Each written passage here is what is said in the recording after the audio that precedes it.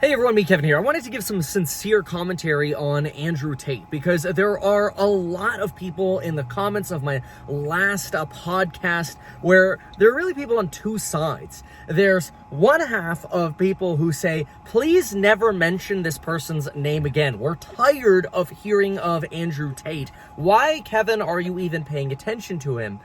The second type of person leaves comments like, oh, I love Andrew Tate. He changed my life.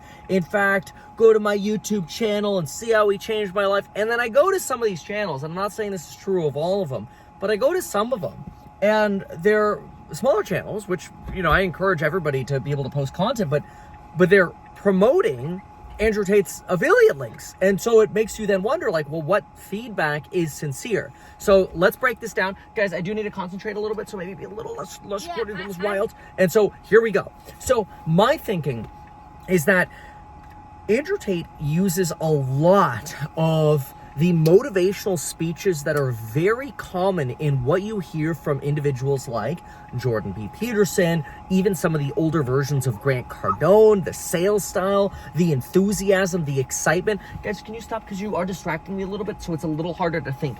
Just hang out, okay? You could be in it if you want, but the car's gonna drive itself. You guys are going to hang out for about 6 more minutes or so and let Dad do a little commentary here on Andrew Tate. How's that sound, boys? All right, sweet. So with that said, let's break this down. So you've got this sort of reincarnation of that sales speaker mentality, right? Which is, hey, work hard and you win, which I'm a big believer in too. I'm a huge believer that America is the place you can come to with no money and make it happen. And I look at my story too, where as a child, my parents came to America barely able to speak English, fortunate enough to be able to come here on a work visa, carpentry visa, which was amazing that they had those back then, and actually start trying to learn the language and build an income and eventually build wealth. What happened was my parents ended up becoming, they started they worked within a design studio for kitchen design, and then they created their own kitchen design and construction company. Unfortunately, in the dot-com bubble, all that went poopsie-doopsie. And so we went from having nothing to having stuff and living in a great neighborhood and going to a private school to going right back to public schools in the bottom, okay? And living in very, very old apartments and having our cars repossessed. So I agree with the Andrew Tate-ism of you can make it happen in America. I believe that as well. I started working my way at Jamba Juice to, and I got fired from Hollister, I didn't even mention that, volunteered as a police explorer and worked my way up, as well as worked hard to be able to afford my first house, buy my first house, and continue the ladder. So that brings us to where we are today, where I'm running multiple different businesses, and I'm actually, in my opinion, doing my best to continue to live what I'm so fortunate to feel, which is this American dream feeling, which is you work hard, you get rewarded. The question, though, that I have is that motivational talk from Andrew Tate really unique? And so that's where a lot of folks say, is what he says rehashed? And for this, I will actually come to the defense of Andrew Tate. In the event that what he says is rehashed, he does it well. His tweets are well crafted. His message is well put together for motivation and entrepreneurship. I agree with that. And I think if anybody, especially if you're down in the dumps right now, the stock market's down, you're not getting the pay raise you're looking for, or you're waiting for that pay raise, you're waiting for the opportunities to come your way, you feel like you're working hard every day, you feel like you're doing what everybody's saying, which is work hard and you'll get rewarded, and you're like, bro, I'm working hard every damn day. You show up at 8, you leave at 5, you work overtime sometimes on the weekends, and you're like, man, come on, when am I gonna get rewarded more? And what I find is, first of all, the Andrew Tate motivation to get you there, that's fantastic. But usually what it takes is, it feels like pushing a snowball. You're pushing a snowball up a hill and you're like, man, I'm coming to work every day pushing the snowball up the hill. When is it ever gonna give? When is it ever gonna start showing that reward, that flip side? When is it actually going to start self-sustaining? And that's hard. That takes time. And if there's a criticism, maybe with Tate, there could be the motivation to not attack the viewer and suggest you're lazy if you're not succeeding yet, but that as long as you stay persistent, it will come. So that is a criticism that obviously is one that he could refine, but that's refinable. What I do think is unrealistic, though, and this is where I go negative, and I think this is highly unrealistic, is I think it's highly unrealistic to suggest that his life is the most perfect life ever, that because he's worked hard and he works out every day, he gets Bugattis and girls and all this stuff. This, I think, is a very misleading signal to people in America, and quite frankly around the world. Because this idea is that if you're basically a D-bag and you're, you know, a man to women, which is like starting to be defined as the line that I can't get out of my head is his line of, I walk around in my compound with a sword, so that when I say clean the dishes, the woman cleans the dishes. That's the kind of misogynistic stuff that's absolutely disgusting and makes me despise Andrew Tate. Now, I think I'm a relatively reasonable person, and I can separate what I like from what I don't like. There are going to be things that you might not like about me. You might be like, who's this loser in a self-driving car with green hair and a jet and these different businesses? One's real estate, one's stock. What is this person doing? I don't like him. Maybe you want to punch me in the face. That's okay. Everybody starts out wanting to punch me in the face, and then later we can have a beer, and then it's all good. But here's the thing. I don't know that you can recover from being a misogynistic asshole and coming across to younger men in America trying to get ahead by treating anyone poorly, especially women. What motivated me to say this is I'm on the way home right now. We're in the right lane. We're going like 58 miles an hour on autopilot, which I know is under 65, but that's only because there's traffic ahead of me. Otherwise, obviously, going under the speed limit is not a good idea. But we're on the way home right now. I want to go slower because it's on autopilot, watching it obviously carefully, but because we are on the way home to visit, what are we going on the way home to visit? Babies. We have 2 babies waiting for us at home. That's because Lauren just got discharged from the hospital. We just had baby twins. And guess what? Those are baby twin girls, Ella and Claire. And the last thing I would want is any dude in America being in a relationship with Ella and Claire in the future, and they're a Tate disciple.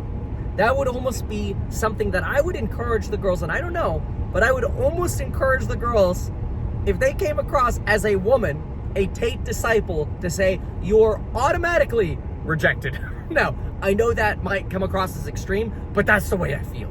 Because anybody who follows Tateisms for dating or relationship or women, in my opinion, is trying to be a player or a G. And you know what? Maybe that's how you want to live your life.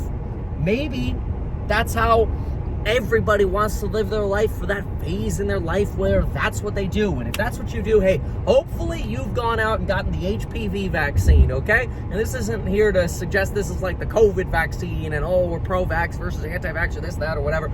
Look up HPV. It's the only vaccine known not to cause cancer. Anyway,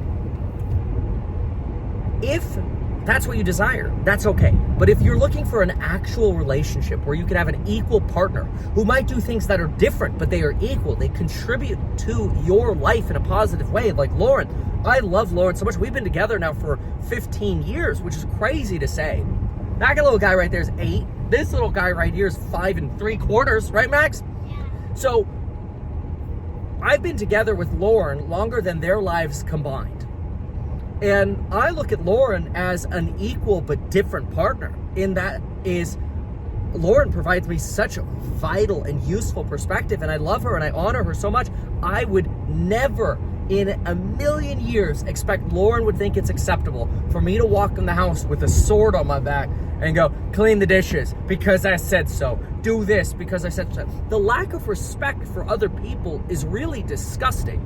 And that drives me nuts about Tateisms.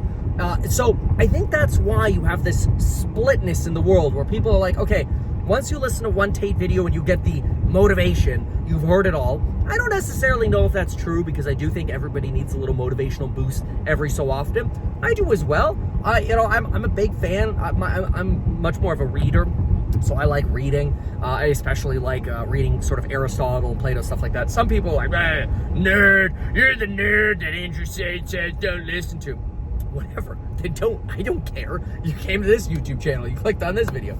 Point is, everybody needs a little reminder that it's important to have balance and to balance the extremes. And I don't know that Andrew Tate does that.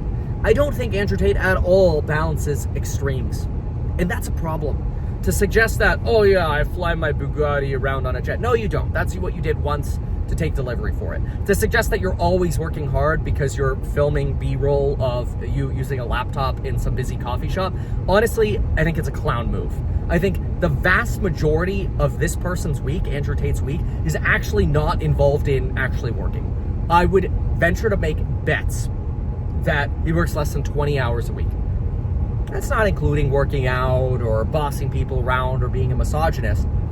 But again, like I said, if you can take optimism and positivity away from his content and you can somehow separate yourself out from the other nonsense, that's great. I'm all for that.